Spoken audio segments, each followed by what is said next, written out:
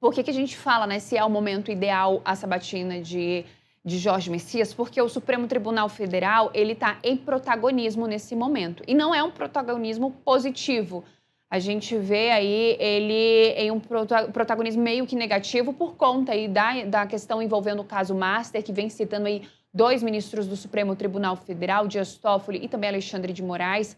Mas também tivemos aí o pedido de indiciamento, né, da CPI do crime organizado, incluindo os dois ministros e mais Gilmar Mendes e também o Procurador-Geral da República, Paulo Gonet. Além disso, temos também as trocas de farpas envolvendo o ex-governador de Minas Gerais, Romeu Zema, e o ministro Gilmar Mendes. Ele conversou com a gente essa semana, ele chegou até falar que não concorda, né, com as sátiras que Romeu Zema vem utilizando nas suas redes sociais. Nesse momento, esse protagonismo do Supremo Tribunal Federal, ele tem mais prejudicado ou ele vem aí de alguma forma positiva para a Suprema Corte, Adriano? Nós estamos diante de uma pergunta e de um fato importantíssimos. Qual é a pergunta? Falar mal do Supremo Tribunal Federal elege presidente da República? Essa é a pergunta que certamente ela importa muito para o pré-candidato e ex-governador de Minas Gerais, Romeu Zema. Observe que Romeu Zema não está falando sobre economia, não está falando sobre políticas sociais, não está falando sobre soberania. O ex-governador fala apenas sobre o Supremo Tribunal Federal. Deste modo, volto a indagar. Falar mal do Supremo Tribunal Federal, criticar ministros do Supremo Tribunal Federal, elege presidente da República? Nesse sentido, eu lembro bem ao ex-governador de Minas Gerais. Nós temos hoje dois componentes fundamentais que explicam o desempenho do Lula, que explicam o desempenho do bolsonarismo. Quais sejam? O voto econômico e o voto moral.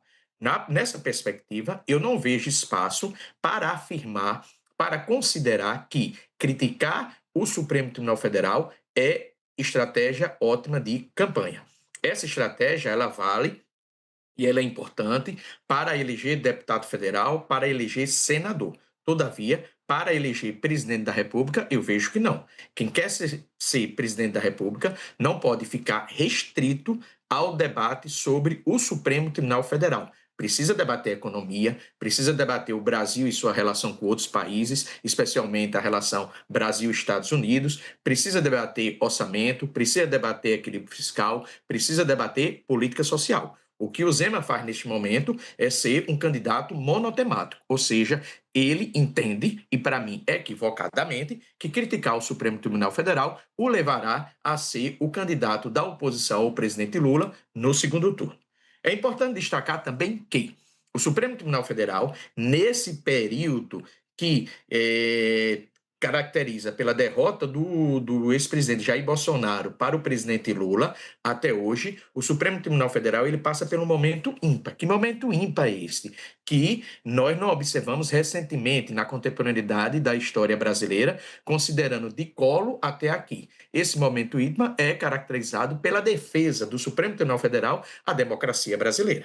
Nós devemos admitir que se não fosse o Supremo Tribunal Federal, a democracia brasileira ela poderia ter sucumbido. E foi o Supremo Tribunal Federal que defendeu com muita coragem, autonomia, a democracia brasileira. E isso contrariou interesses, contrariou interesses. Isso faz com que nós possamos afirmar que o Supremo Tribunal Federal está excedendo os seus limites, como, por exemplo, essa continuidade mais do que extensa do inquérito das fake news. Podemos afirmar sim, mas nós não devemos pautar o nosso posicionamento em relação ao Supremo Tribunal Federal sem considerar esse momento ímpar. Ou seja, as atitudes do Supremo Tribunal Federal nesse instante foram provocadas em virtude dos ataques que o bolsonarismo ele fez às instituições. Consequentemente, o Supremo Tribunal Federal precisou se posicionar para defender a democracia. E ele cresceu nesse ambiente, ele criou poder, ele foi empoderado. E hoje nós estamos vendo essa consequência